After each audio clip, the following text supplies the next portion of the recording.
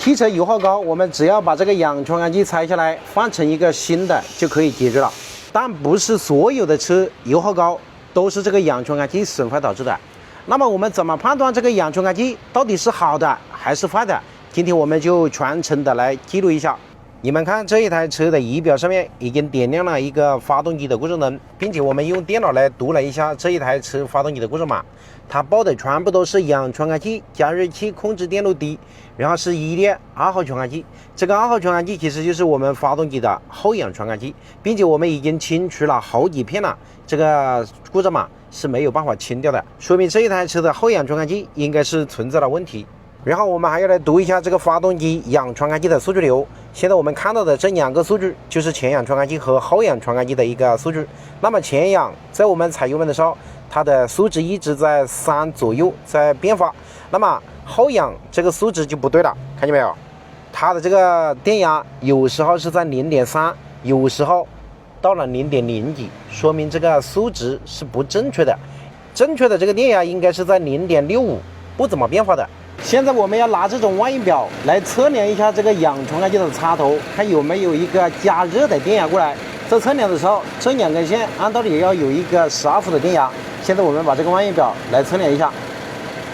看到没有，兄弟们？这个数值变成了14，说明这个氧传感器的加热电压已经到了这个插头这里了。这时候我们就要来测量一下这个氧传感器的加热丝，看有没有断。我们要把这个万应表的档位切换到电阻档，然后来测量一下这2根线。兄弟们，现在你们看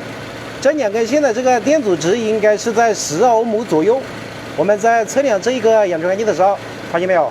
现在是无情大，说明这一个氧传感器里面的那些加热丝已经断掉了，所以在测量的时候它就会变得阻值无情大。这个表是好的啊，兄弟们，你看到没有？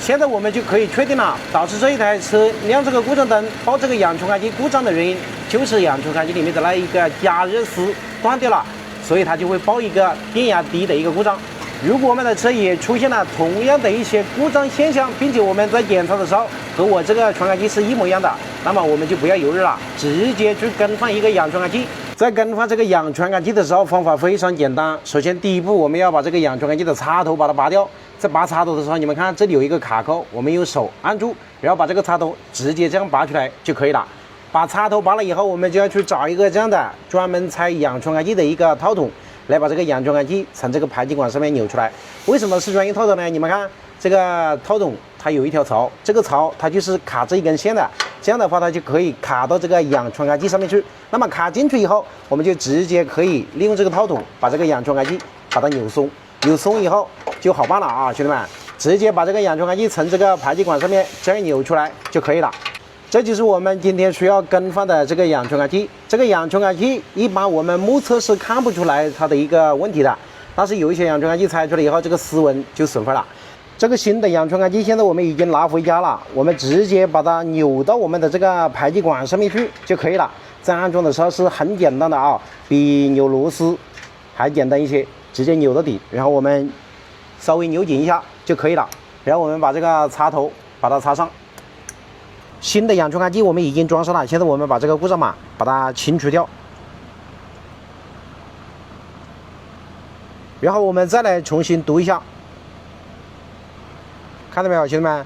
未侦测到故障码，并且这个仪表上面故障灯也已经熄灭了，说明这一台车亮故障灯的问题。现在我们更换了一个全新的氧传感器就解决了。把这个新的后氧传感器装上去以后，我们再来读一下这一台发动机氧传感器的数据流。我们可以清楚的看到，这个后氧传感器的电压已经变成 0.5 伏了，这个数据处于正常值了。然后我们踩油门看一下，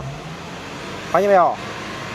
它不可能跳到 0.0 几伏的，它会涨到 0.7 左右，但是不能超过 0.9，说明这个电压现在是正常的一个状态了。兄弟们，如果你们的车油耗高，千万不要相信网上那些所谓的大神说的，上去就把前氧传感器、后氧传感器全部就把它换掉，而且也不要相信他们说的，把这个传感器拆下来放在那种什么清洗剂里面去浸泡一下，来清洗一下，就可以降低这个发动机的油耗。因为这个发动机的数据如果不对的话，我们发动机的电脑是第一个知道的。只要知道这个数据不对的话，那么它会以点亮故障灯的形式来告诉你们氧传感器出现了问题。只要按照我今天拍的这个视频的方法去检查，就可以准确的判断出来这个氧传感器到底有没有损坏。只要是没有报故障码，这个电压是正常的一个值，那么这个氧传感器不需要洗，也不需要去换。这个油耗高肯定是别的问题导致的。